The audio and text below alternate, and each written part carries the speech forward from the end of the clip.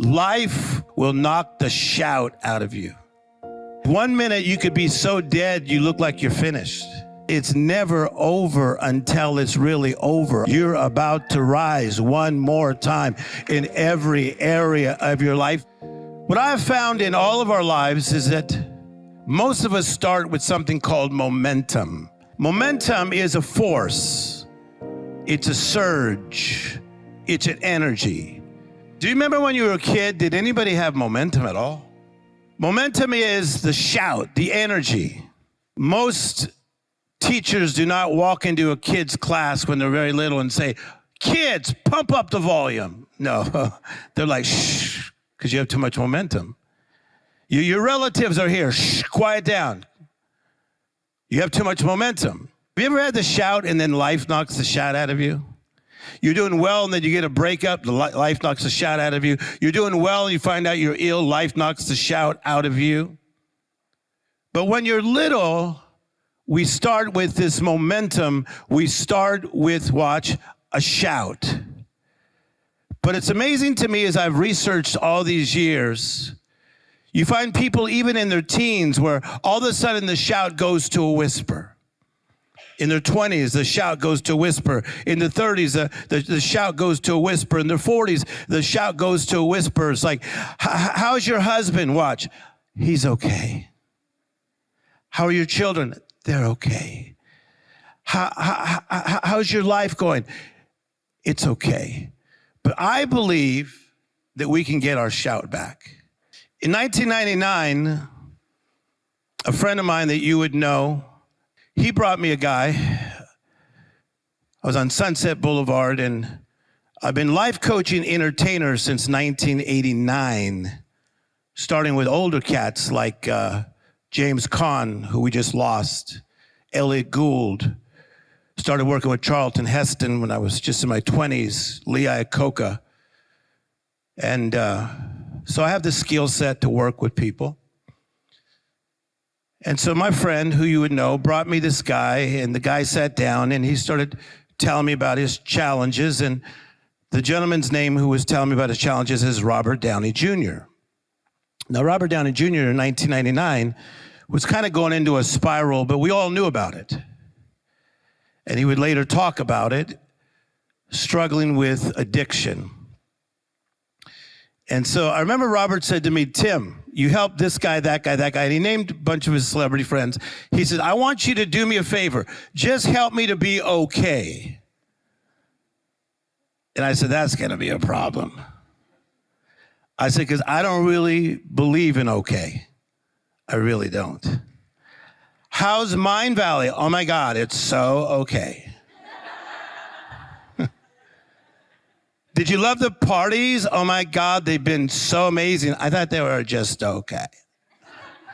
What about the amazing summer weather that we're having right now in Talent? I just think it's okay.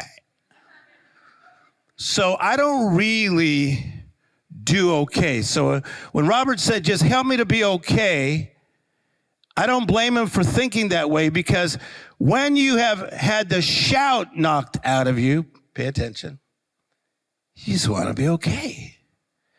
If you've had COVID, you just want to be able to walk from the bed to the toilet. Are you with me? If you've been to a terrible breakup, you just want to see the sun shine again. But I said, Robert, I'm not really good at okay.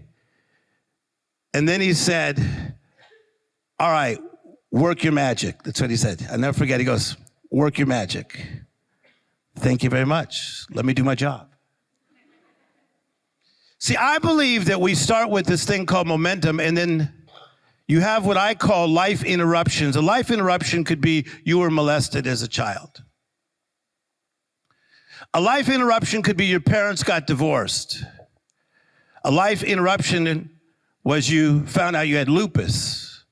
You found out you had a rare disease. A life interruption could be you were in some kind of an accident and something happened even in childhood. This is what we see in a lot of people's lives that I work with, is that they were doing very well, and then somehow, some way, some life interruption hit. Every single person that's sitting here right now, you have had life interruptions that you sometimes do not tell us about. And now this life interruption hits. If you're not careful, look, you'll start to go into a place of compromise, and you're not thinking different, better, more magical. You're just thinking survival. But as I've been talking around the world, you were made for magic, and magic was made for you. Somebody needs your magical life.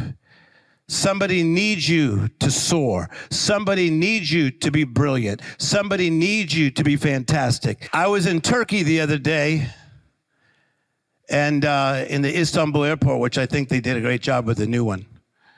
I was walking, and a lady chased me down.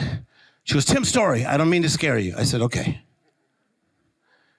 She was a flight attendant, and she says, "I effing love you.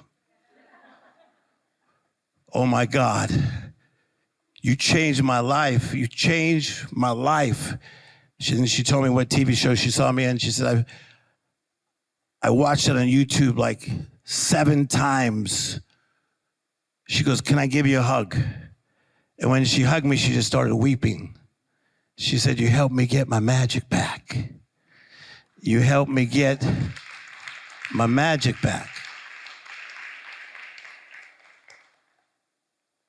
So in the case of Robert, we knew we were going to get him out of okay, but we didn't know we were going to make him Iron Man.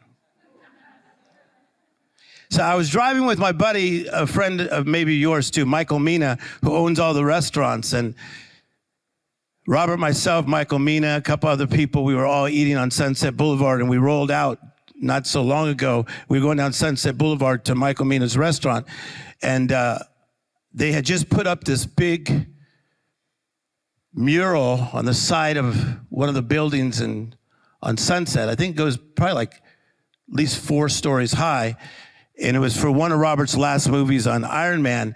And I told Mina, I said, "Man, I just got to pull over." And I pulled over and I got emotional. Because 1 minute you could be so dead you look like you're finished. 1 minute you look so dead that the media says they're finished. But I'm here to say it's never over till God says it's over. I said it's never over until it's really over. How many of you know it's not over for you? You're about to rise one more time.